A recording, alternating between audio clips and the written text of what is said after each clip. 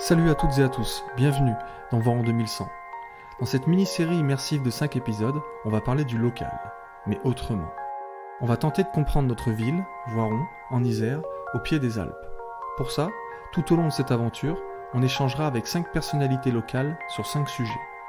En immersion aujourd'hui en 2023, avec eux, on parlera du passé, du présent, et on essaiera de nous projeter jusqu'en 2100. Suivez-nous sur les réseaux sociaux. Bienvenue et bonne écoute. Vous avez un nouveau message. Ouais, salut Louis, c'est Antoine. Dis-moi, je t'appelle pour te dire qu'on a bien rendez-vous ce soir à 18h avec Aude Kaufmann, qui est directrice du GETH, qui est une asso qui favorise l'inclusion des personnes en situation de handicap dans le monde du travail. Donc on a rendez-vous ce soir à 18h. Je t'enverrai l'adresse, là, dans une usine, dans un atelier, donc il n'y aura pas grand monde. On sera tranquille pour passer un moment avec elle. Donc écoute, je t'envoie tout par SMS et on se voit tout à l'heure. Allez, salut, ciao.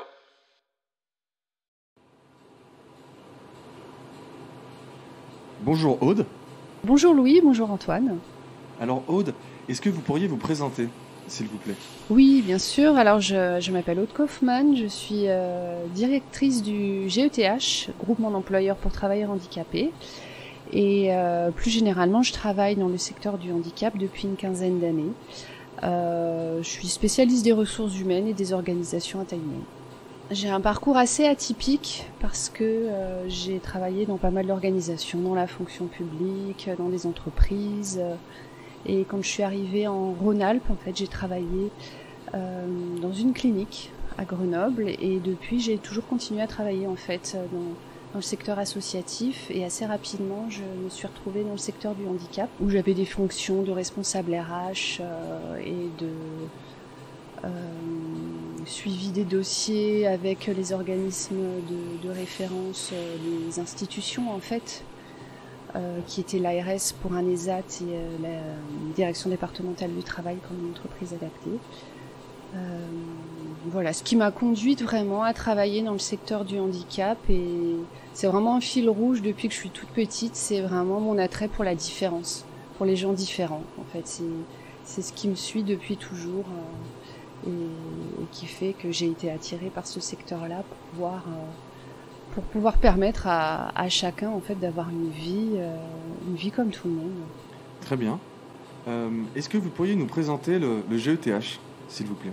Oui, alors le GETH, c'est un groupement d'employeurs qui est dédié à l'emploi durable des personnes en situation de handicap. C'est donc une organisation du milieu ordinaire de travail. J'évoquais les ESAT et les entreprises adaptées. Là, le GETH, c'est vraiment une organisation à part. Notre spécificité, c'est qu'on recrute uniquement des personnes en situation de handicap. On les met à disposition au cœur des entreprises, du bassin de l'Isère et du Rhône depuis 2022. Et notre valeur ajoutée, c'est de les accompagner au cours de leur emploi en fait dans les entreprises. Les entreprises sont adhérentes à notre groupement d'employeurs. Historiquement et depuis 15 ans, le GETH a fêté ses 15 ans. Le GETH est implanté à Voiron, dans nos locaux, à Champfeuillet. C'est vraiment les premiers locaux et là où le GETH est resté ancré depuis son lancement. On travaille pour des entreprises, quel que soit le secteur d'activité, mais historiquement, le GETH s'est créé sur un projet emploi-formation avec des grands groupes de l'industrie. Et notre activité, elle est très colorée par le bassin d'emploi dans lequel on est implanté depuis 15 ans, donc l'industrie. Et que ce soit dans le pays voironnais ou même jusqu'aux portes du Grésivaudan, on travaille avec beaucoup d'industries, effectivement, du territoire. Alors Aude, pour continuer notre conversation, est-ce que vous pourriez nous définir la notion de handicap de manière générale, mais aussi dans le monde du travail ? Le handicap, en fait, a été reconnu, défini par la loi du 11 février 2005, qui est vraiment une loi très importante et qui a réformé la prise en compte du handicap, notamment dans l'emploi, puisque au GETH, c'est ce qui nous intéresse. Et en fait, le handicap, c'est tout ce qui va limiter, restreindre la participation à la vie en société, dans un environnement, d'une personne en raison d'une altération, qu'elle soit durable ou pas, d'une fonction physique, sensorielle, mentale, psychique ou cognitive. Ça peut être un handicap associé, un polyhandicap, une association de plusieurs handicaps, ou alors un trouble de santé qui va en fait être invalidant. Donc c'est comme ça que le handicap aujourd'hui il est défini au regard de la loi.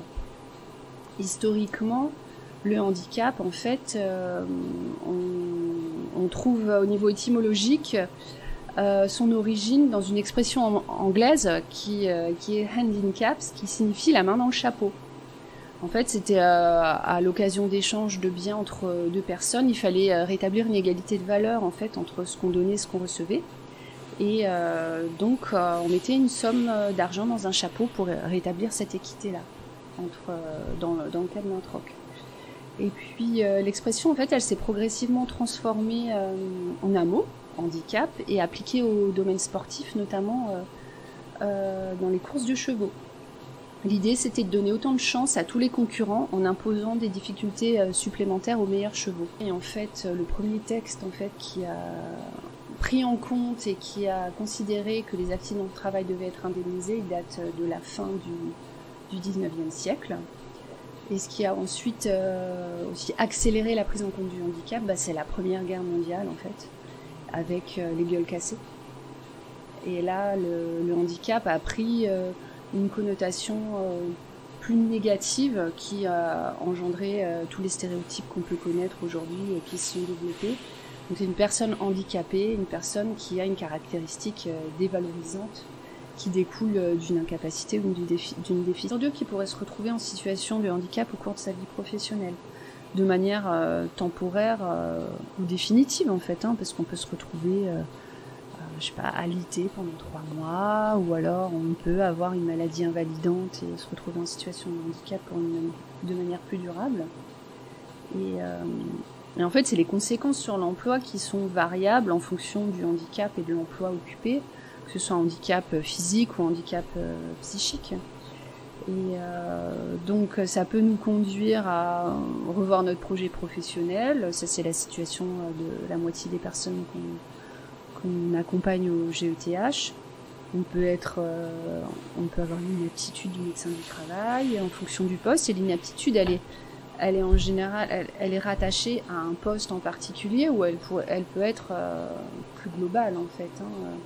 Vous avez parlé de stéréotypes qu'on se fait parfois sur le handicap. Est-ce que vous pourriez nous donner les différentes typologies de handicap ? La loi justement de 2005, elle propose 6 typologies de handicap. Il y a le handicap moteur.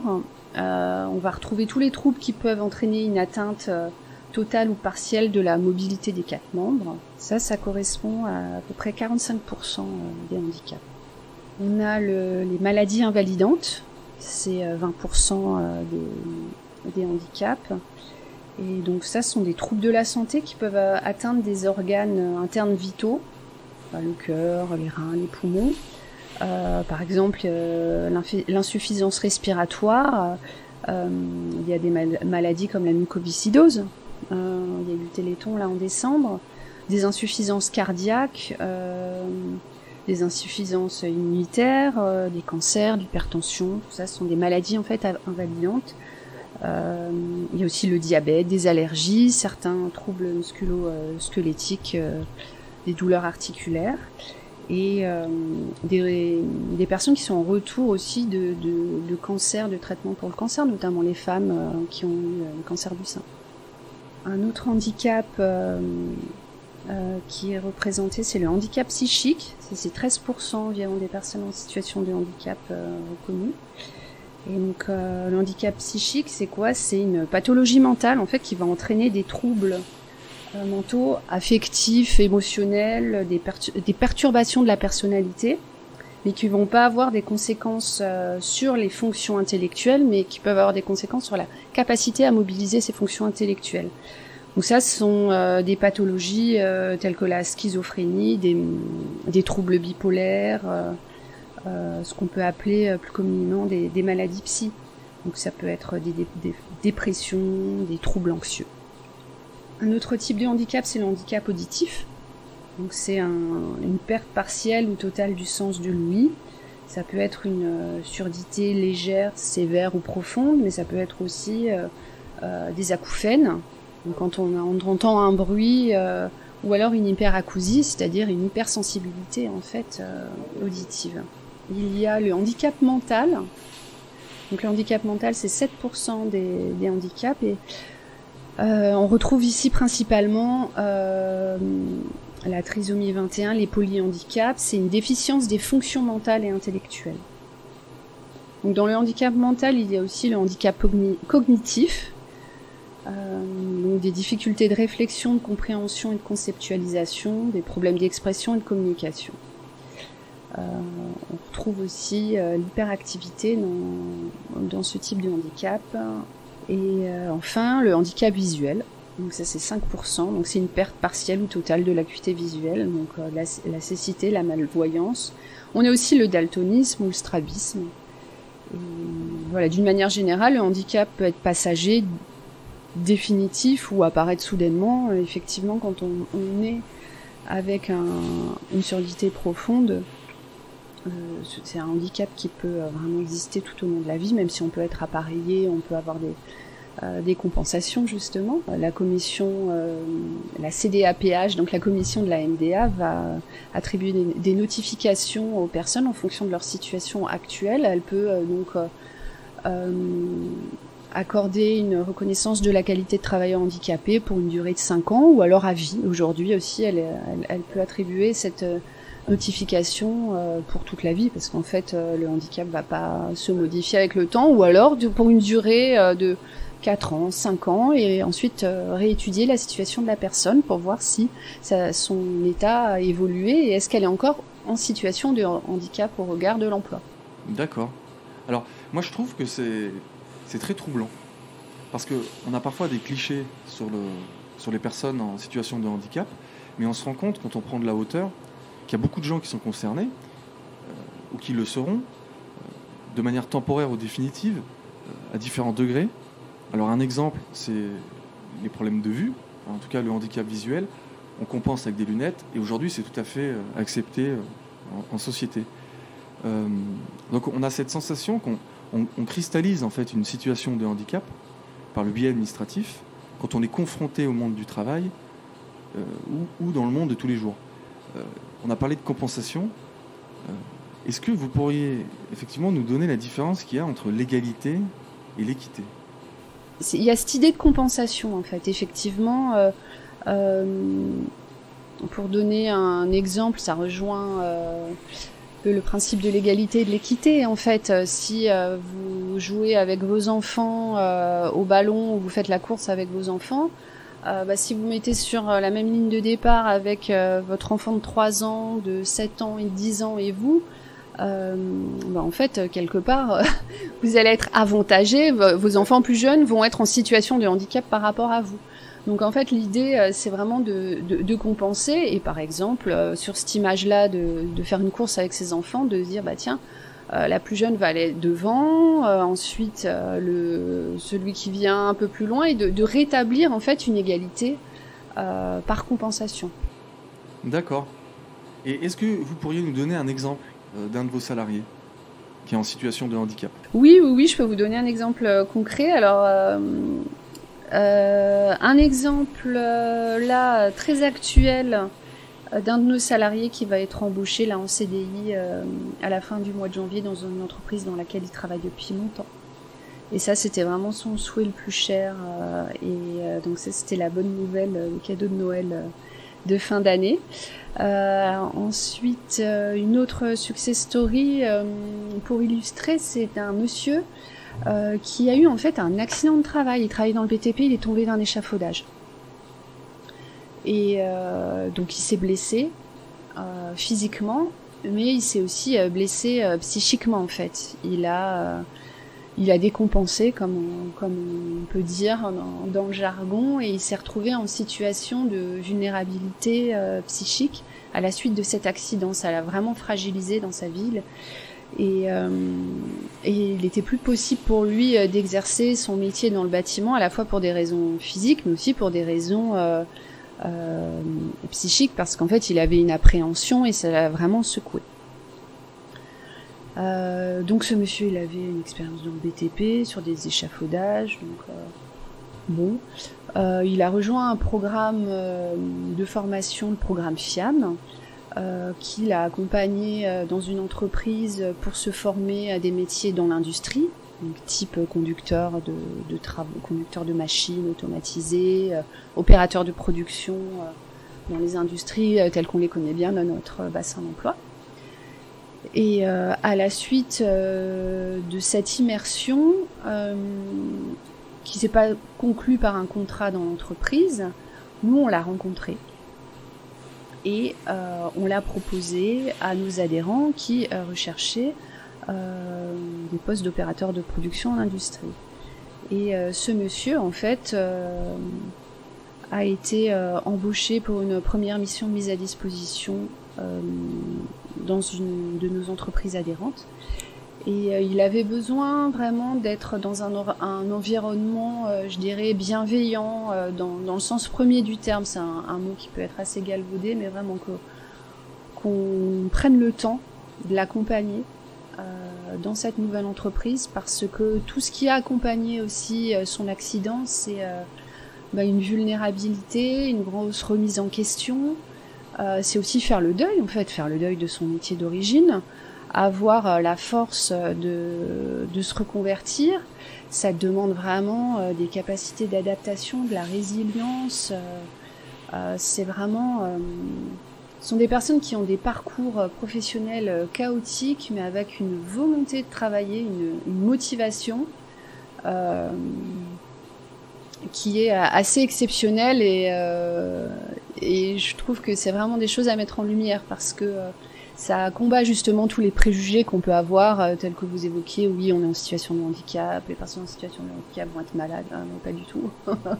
Mais elles ont une telle volonté de travailler, en tout cas celles que nous on rencontre, que c'est vraiment, ça leur permet de déplacer des montagnes. Pour finir, donc sur ce monsieur, en fait, il a été embauché au GETH, sa mission a été renouvelée, il était embauché en CDI dans l'entreprise, il y est toujours et ça se passe très bien. Et c'est un monsieur qui avait vraiment besoin de sécurité. Et donc il vivait très mal le fait de pas trouver de contrat durable, parce qu'en situation de handicap, il se disait c'est à cause de mon handicap en fait. Et en fait là il a pu voir que grâce à ses compétences en fait il a trouvé un job en CDI, et il a quitté le GETH pour être embauché en CDI dans cette entreprise. Et il y est toujours. Ah, c'est top. Est-ce que vous pourriez nous parler donc de cette notion de travail ? C'est vrai que la notion du travail, elle est vraiment très observée aujourd'hui et réinvestie depuis la crise du Covid, et aussi avec l'arrivée des nouvelles générations en fait sur le marché de l'emploi. Donc la place du travail dans la vie, on se questionne en fait. Le travail, il reste quand même structurant et il participe à la vie sociale et citoyenne des individus.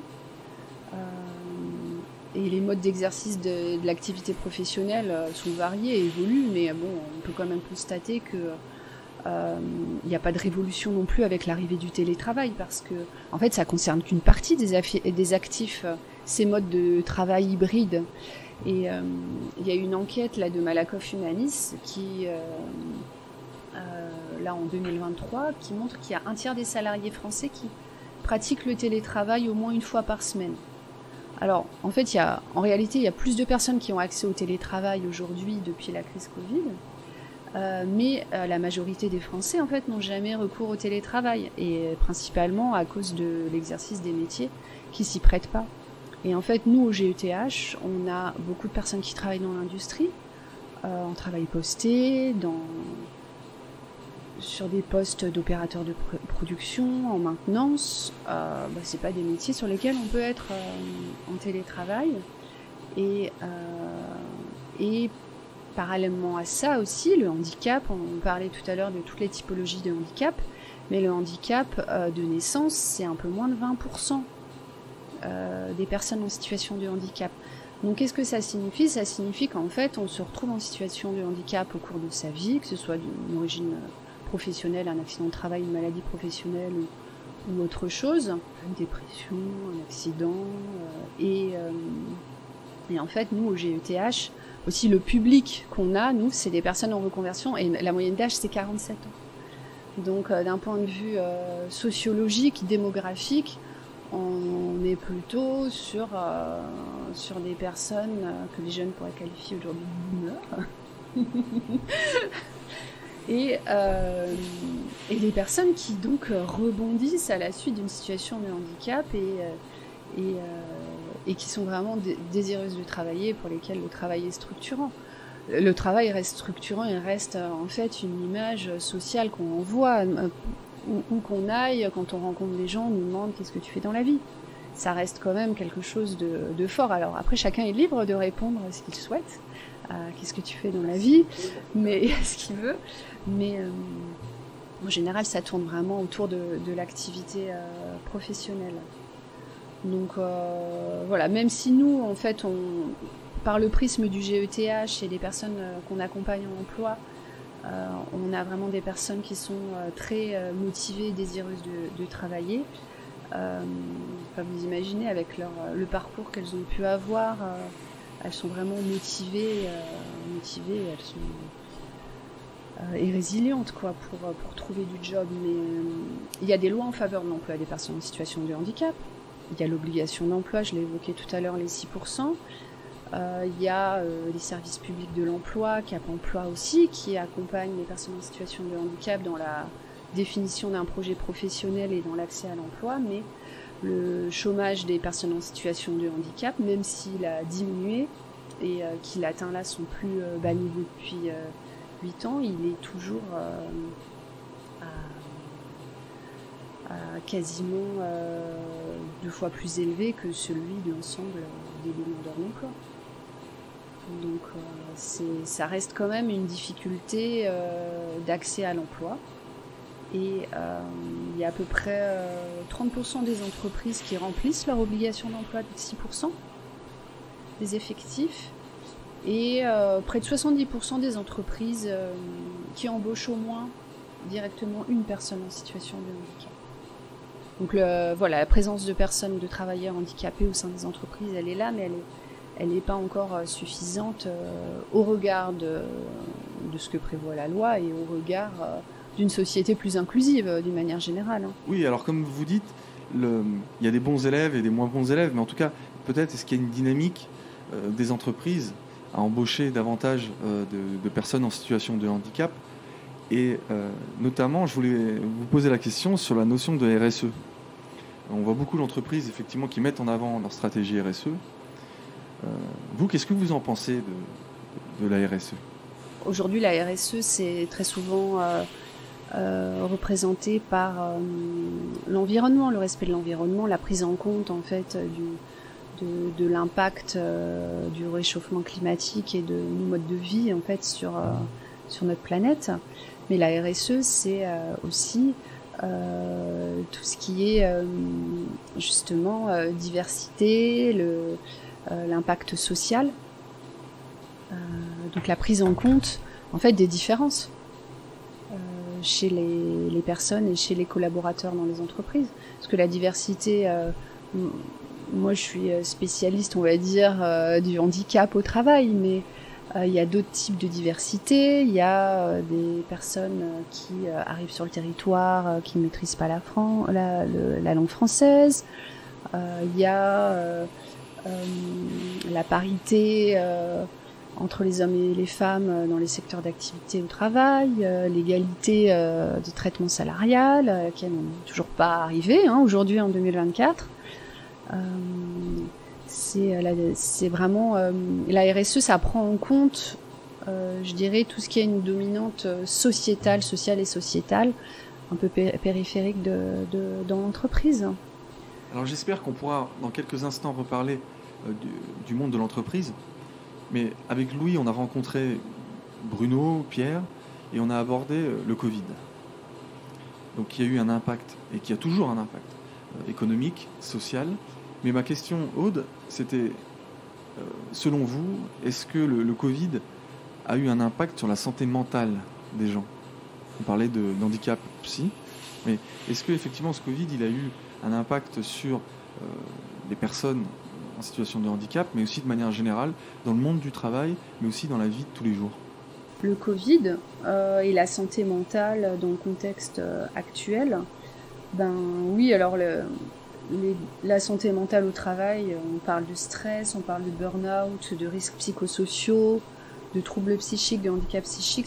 Il y a beaucoup de mots qui sont utilisés pour décrire ce qu'on peut appeler plus globalement les problèmes de santé mentale dans l'emploi. Et la santé mentale, elle est prise en compte par les entreprises dans le cadre de la prévention des risques notamment. C'est réglementaire, c'est inscrit dans le code du travail, mais pas uniquement.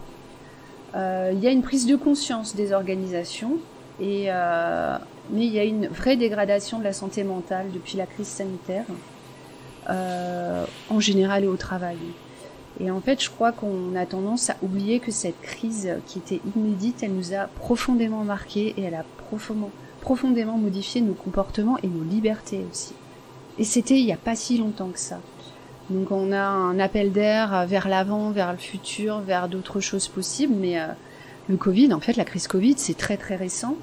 C'est encore aujourd'hui présent et ça a des impacts sur la santé mentale des jeunes notamment, qui ont été mesurés. Et qui se sont retrouvés vraiment en difficulté, en fragilité sur la classe d'âge des 16-25 ans, qui ont été quand même privés d'être au contact de leurs pères, de leurs amis, pères PAIRS, pendant cette période de Covid. Donc, moi, j'ai tendance à penser qu'on essaye de tourner la page un peu rapidement de ce chapitre, mais que c'est encore présent. Et nous, au GETH, on le voit, ça se répercute sur l'accompagnement de nos salariés, parce que depuis la crise Covid, alors on a eu des salariés qui étaient effectivement en difficulté par rapport à leur situation de santé, qui étaient apeurés aussi, et de se dire, si je vais travailler, vu la pathologie que j'ai, est-ce que je vais pas me mettre en danger ? Donc ça, c'était compliqué. Il y a eu un phénomène de retrait aussi, des gens qui sont moi là, tant qu'on est dans la crise sanitaire, là, moi, vu le problème que j'ai, moi je vais pas chercher du job. Donc ça, d'après les dernières statistiques de l'emploi, ça a été rétabli depuis à peu près 6 mois seulement, ce comportement de retrait. Ça a affecté l'emploi, ça a affecté la santé mentale des personnes d'un point de vue global. Ça reste assez récent.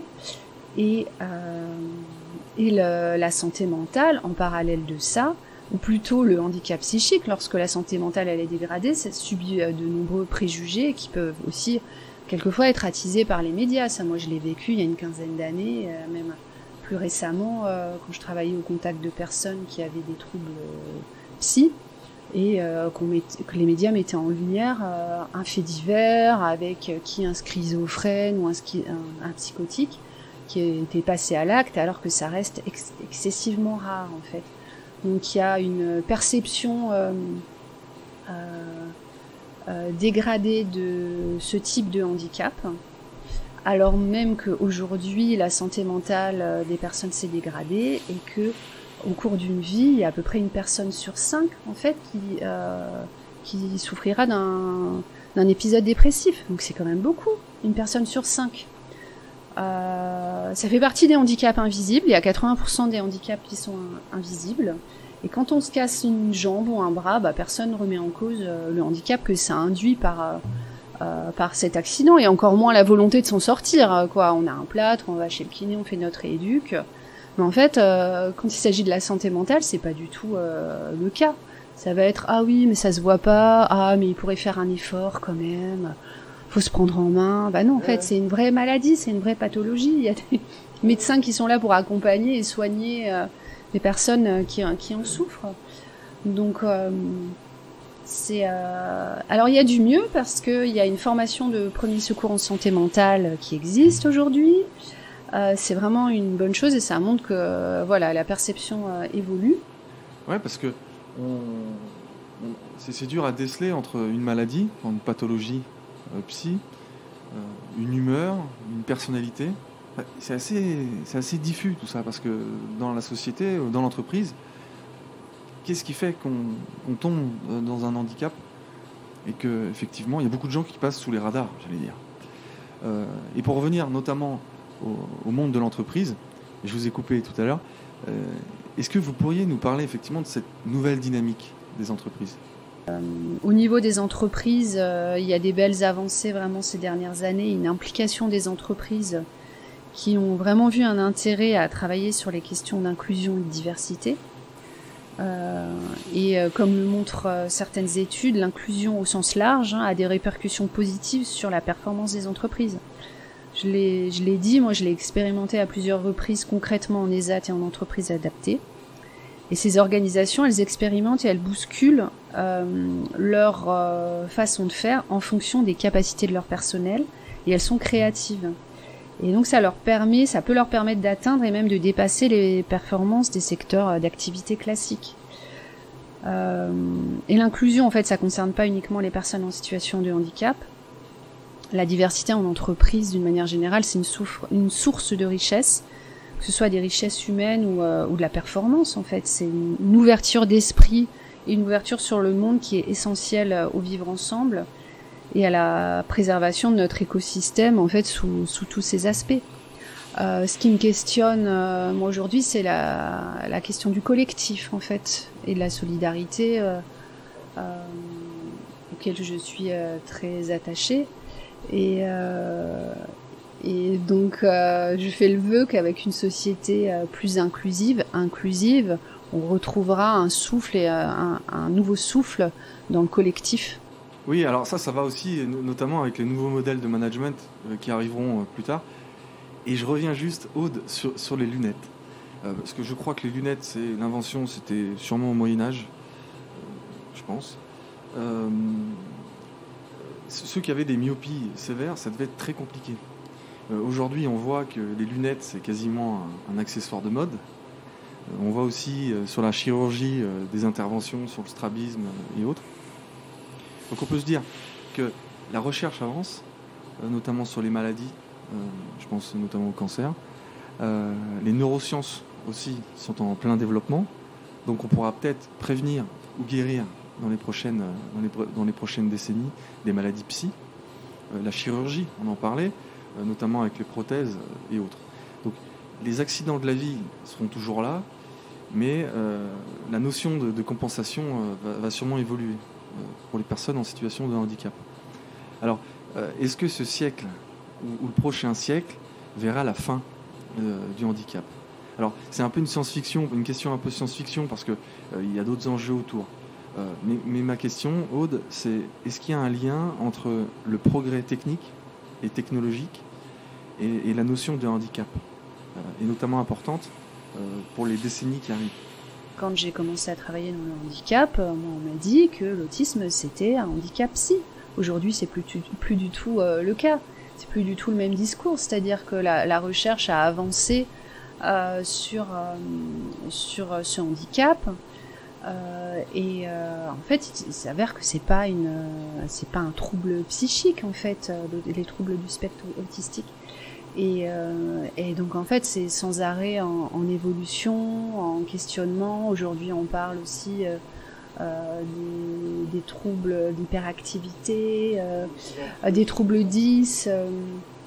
Donc en fait la société elle évolue, la perception, les études scientifiques sur les différentes natures de handicap évolue et se précise et avance, et c'est une bonne chose. Et d'ailleurs, nombreuses avancées technologiques ou même en domotique, en fait, elles viennent de solutions qui ont été imaginées pour compenser des difficultés de personnes en situation de handicap. La télécommande, c'était pas parce qu'on avait la flemme de sortir de notre canapé, c'est parce qu'il y avait des gens qui ne peuvent plus se lever. Donc c'est pour ça que ça a été inventé. Les lumières qui s'allument automatiquement quand on rentre dans une pièce, des tas de choses en fait sont en fait des inventions pour trouver une solution pour des personnes en difficulté et qui en fait aujourd'hui sont monnaie courante et font partie de notre quotidien. Donc ça va continuer de se poursuivre, ça c'est certain, Et pour autant, la situation de handicap, du coup, les situations vont peut-être évoluer. Peut-être que dans 100 ans, on n'aura plus les mêmes typologies de handicap telles qu'ont été définies par la loi du 11 février 2005. Alors c'est plutôt positif ce qui nous attend. Aude, on a un peu abordé cette question tout à l'heure, mais pour finir, quel est votre souhait pour l'avenir ? Mon souhait, ce serait vraiment de convaincre les entreprises de faire travailler, d'embaucher des personnes en situation de handicap et de les convaincre de la pugnacité et de la capacité de rebond, de résilience des personnes en situation de handicap, de leur faire confiance. Et nous, on est là en fait au GETH pour leur donner cette confiance-là par la mise à disposition, pour leur montrer qu'en fait c'est possible. Et par l'intermédiaire de la mise à disposition aussi, on permet de sensibiliser leur collectif de travail et participer à leur ouverture d'esprit. Donc c'est vraiment un projet dans lequel je suis convaincue et que j'ai à cœur de transmettre. Alors Louis, je ne sais pas ce que tu en penses, mais chez moi ça fait naître un sentiment d'humilité face à la résilience de certains, à l'acceptation aussi. Alors on peut se dire que ça peut arriver à tout le monde. Et la notion de compensation, elle dépend de l'époque, on l'a vu, mais aussi elle peut dépendre des pays, elle peut dépendre de pas mal de choses. En tout cas, bravo. Bravo pour ce que vous faites au quotidien. Alors, on va rencontrer avec Louis la prochaine fois Serge Pappagalli. Et j'espère qu'on abordera les nouvelles technologies, le futur, et notamment dans le monde du spectacle, avec les hologrammes, l'intelligence artificielle, faire revenir des morts, vous vous rendez compte, dans des films. Est-ce que vous auriez une question à lui poser, par tout hasard ? Une question à Serge Pappagalli, que je salue. Est-ce que vos spectacles ont déjà fait l'objet d'audio-description pour des personnes qui souffrent de handicap visuel ? Mais on lui posera la question. Merci Aude. Merci Antoine et merci Louis. À bientôt. Au revoir.